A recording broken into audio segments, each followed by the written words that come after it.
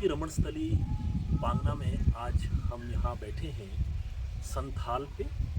और द्वापर युग के उस मंदिर के बिल्कुल अग्रभाग में अमरनाथ मंदिर, जहाँ पर शिव प्रतिष्ठित है, जहाँ हिडिंबा जो कुल्लू गण की एक राजकुमारी थी और पांडुपुत्र भीम का विवाह हुआ था। और उसके बिल्कुल अग्रभाग में एक संथाल जगह यहाँ पर, जहाँ पर हम बैठे हैं। और पृष्ठभाग में यहाँ पर इस क्षेत्र के देव विशिष्ट ऋषि देवथला जी की मुंडली जो प्रस्तर प्रतिमा है वो भी दृष्टिगोचर है, स्थापित है। और ये संथाल जो है एक ऐसा स्थान, यहाँ पर इसी स्थान पे पांडवों ने लाक्षागृह की घटना के बाद छद्मवेश में आकर के इस विहड़ क्षेत्र में समय गुजारा। और छद्मवेश में रहते हुए वो यहाँ पर चौसर का खेल खेला करते थे। और इसी संथाल की जगह पर वो शिलाएं थीं जहाँ पर वो चौसर का खेल खेला करते थे। और उसके बाद इस यहाँ पर जैसे जैसे यहाँ कलयुग का जो एक आवर्तन हुआ, उस काल में यहाँ पर जो है ये कैसी देव परंपरा रही इस संथाल पे, तो देवता लोग यहाँ बैठ कर के ही प्रजा के दुख का और उन्हें दुख और आशीर्वाद देने के लिए यहाँ बैठते थे। और उनके दुख निवारण के लिए यहीं से ही वो आशीर्वाद दिया करते थे। और आज हमारे साथ यहाँ पर है पांगना क्षेत्र के विख्यात समाज सेवी और संस्कृति मर्मज्ञ डॉक्टर जगदीश शर्मा जी। और इस क्षेत्र की संस्कृति, इतिहास, पुरातत्व को बचाने के लिए पिछले 50 वर्षों से जो ये कार्य कर रहे हैं वो सभी को मालूम है, सभी जानते हैं उस विषय में। और आज भी पुरातत्व के संरक्षण के लिए और यहाँ के लोक साहित्य के संरक्षण के लिए ये सतत प्रयासरत हैं। तो ये इस विषय में हमें ये बताएं कि संथाल ये जगह थी, ये वो देवस्थल भी रहा, और या उसके साथ साथ राजसी काल में यहाँ पर सैनवंशज के काल में यहाँ इसी स्थान से जो है निर्णय देने की एक जो परिपाटी थी वो रही है। तो मैं चाहूँगा डॉक्टर साहब इस विषय में आप सविस्तार कहें और अन्य विषय भी जो इस स्थान से जुड़ा हुआ है उसके विषय में आप जानें। डॉक्टर साहब, पांगना यानी पांडवांगन, इसका जो नाम है वो पांडवों से पांडवांगन रहा है। समय के साथ साथ, परिवर्तन के साथ साथ पांडवांगन से इस जगह का नाम पांगना पड़ा। पांडवांगन यानी पांडवों का आंगन। यदि भीम की शादी हिडिंबा के साथ हुई है, साथ वाले मंदिर में इस संथाल के साथ, तो लगता है कि ये वाला जो संथाल है, जो चबूतरा है, कहीं यही आंगन तो नहीं रहा होगा। वे चौसर का खेल खेलते थे, इसी स्थान पे खेलते थे। तो पांडवांगन से पांगना बनने तक का जो लंबा सफ़र है, उसमें पांडवों ने इस क्षेत्र को रमण स्थली बनाया। पांडवों के ही पद चिन्हों पे उनके ही आगे की पीढ़ी के राजा वीरसेन जी, वे सुकेत के पहले शासक हुए। उन्होंने पांगना गांव के मध्य एक ऊंची टेकड़ी पर 20 से 60 फुट ऊंची पत्थर और देवदार के शहतीर के बीम बना के 20 से 60 फीट ऊंचे किले का निर्माण किया। और उन्होंने, राजा वीरसेन जी ने, इसी स्थान पे जो न्यायालय था, जो न्याय देते थे, वो इसी स्थान पे दिया करते थे। तो एक बात और आप ये ने कहा आपने कि ये स्थान पे संथाल जगह है, वो देव और राजा के द्वारा इसी स्थान से जो है निर्णय लिए जाते थे और आदेश दिए जाते थे। और आपने जैसे पहले पूर्व में आपने संवाद में कहा कि इस स्थान से ही पांगना का जो एक विख्यात लोक नाट्य परंपरा बांटना रहा है, आपने कहा कि इसी से यहाँ से शुरुआत हुई। उसके विषय में जो इसका घटनाक्रम रहा है बांटना बनने तक का, लोक नाट्य के प्रवर्तन का, वो कैसे रहा? राजा वीरसेन जी बड़े न्यायप्रिय शासक थे। वे वेश बदल के पूरे पांगना और आसपास के क्षेत्रों में जाया करते थे।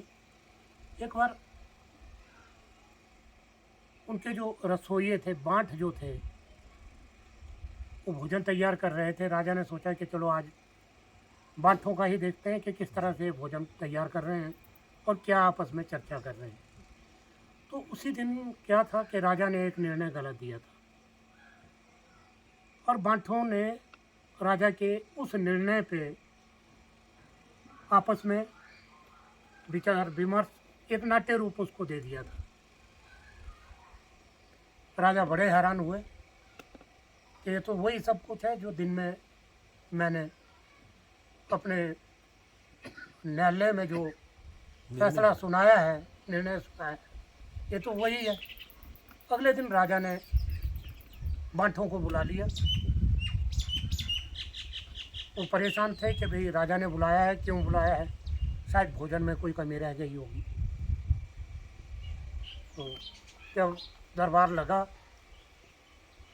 इसी स्थान पे, तो राजा ने कहा कि रात को भोजन बनाती बार आप जो आपस में बातचीत कर रहे थे वो क्या थी। तो उन लोगों के पाँव के तले से जमीन खिसकी कि अब तो हमारे विरुद्ध ही निर्णय होगा। तो राजा ने कहा कि जिस रूप में भी आप रात को आपस में चर्चा कर रहे थे उसी रूप में यहाँ भी की जाए, अभिनय रूप में।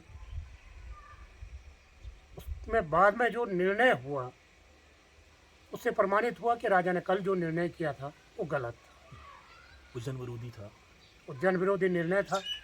इस करके उसी समय से राजा वीरसेन के काल से ही बांछड़ा की उत्पत्ति हुई। और ये जो बांछड़ा था इसका जो मंचन होता था वो ज़्यादातर ब्राह्मणों द्वारा, और ये संस्कृत में होता था। कुछ समय के पश्चात जो दूसरे वर्ग के लोग थे उन्होंने भी मंचन शुरू किया, वो करियाला नाम से प्रचलित हुआ। उसमें जो विशेषता ये थी कि करियाला में जो मंचन किया जाता था वो हास्य प्रधान था, लेकिन जो बांछड़ा था वो एक संदेश दिया जाता था। तो राजा ने जो बांछड़ा था अपनी जो उसकी जो राजा की जो जनहित की जो योजनाएं थी उसके प्रचार के लिए उन्होंने उसके दल का गठन किया था। तो बहुत बड़े बड़े विद्वान उसके पात्र रहते थे और ये वो स्थान है जहाँ पे उसका मंचन भी होता है। तो देखिए हम उस स्थान पे बैठे हैं, वो एक बांठना लोक नाट्य की ये एक गोमुख है, उसका उद्भव स्थल है।